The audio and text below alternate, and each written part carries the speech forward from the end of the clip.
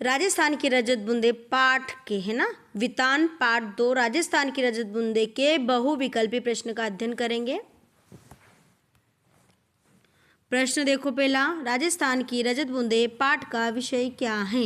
संगीत, जल संरक्षण, खेती, शिक्षा। तो जल संरक्षण। अगला प्रश्न देखो, अगला प्रश्न, लेखक ने जल को मतलब जल की तुलना किससे की है? सोने से, रजत चांदी से, हीरा से, तांबा से ना, तो रजत चांदी से। अगला प्रश्न देखिए, अगला प्रश्न तीसरा, राजस्थान के किस क्षेत्र में पारंपरिक जल संरक्षण प्रणाली अधिक प्रचलित है? ना, तो शेखावटी, मारवाड़, मेवाड़, हाड़ौती। तो मारवाड़ में। अगला प्रश्न, प्रश्न चौथा, पानी रो पहरावो अभियान का उद्देश्य क्या है? पहनावे को बढ़ावा देना, बच्चों को पढ़ाना, जल बचाने का संदेश, तो खेलों का प्रचार। तो आंसर है जल बचाने का संदेश। अगला प्रश्न, लेखक ने जल को क्या बताया है? व्यापार का माध्यम, ऊर्जा का स्रोत, जीवन का संस्कार, धर्म का प्रतीक। तो जीवन का संस्कार। अगला प्रश्न,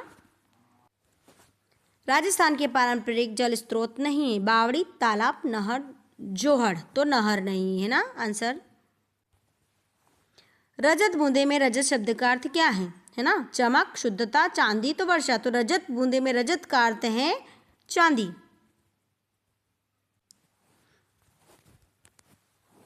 लेखक का नाम क्या है ना? ये जो पाठ है राजस्थान की रजत बूंदे, उसमें लेखक का नाम क्या है? तो निर्मल वर्मा, अटल बिहारी वाजपेयी, ओम थानवी, मोहन राकेश। तो ओम थानवी। चलिए, ये प्रश्न, लेखक का नाम क्या है ना? तो इसमें ये ओम थानवी नहीं है, यहाँ पे क्या है? अनुपम मिश्र। क्या है इसमें? अनुपम मिश्र करना है यहाँ पे, ये क्रॉस करना है, ये गलत टाइप हो गया। अनुपम मिश्र है ना, अनुपम मिश्र लिखना है यहाँ पे। चारों ऑप्शन गलत है ना, क्या लिखना है तुम्हें? अनुपम मिश्र। राजस्थान के लोग जल को किस रूप में देखते हैं? संपत्ति, ऊर्जा, देवी देवता, संस्कार। तो संस्कार है ना। अगला प्रश्न, अगला प्रश्न, जल को लेकर राजस्थान में क्या परंपरा रही है? उसका व्यावसायिक उपयोग, उसका अपव्यय, उसका संरक्षण, उसका निर्यात। तो आंसर है उसका संरक्षण। अगला प्रश्न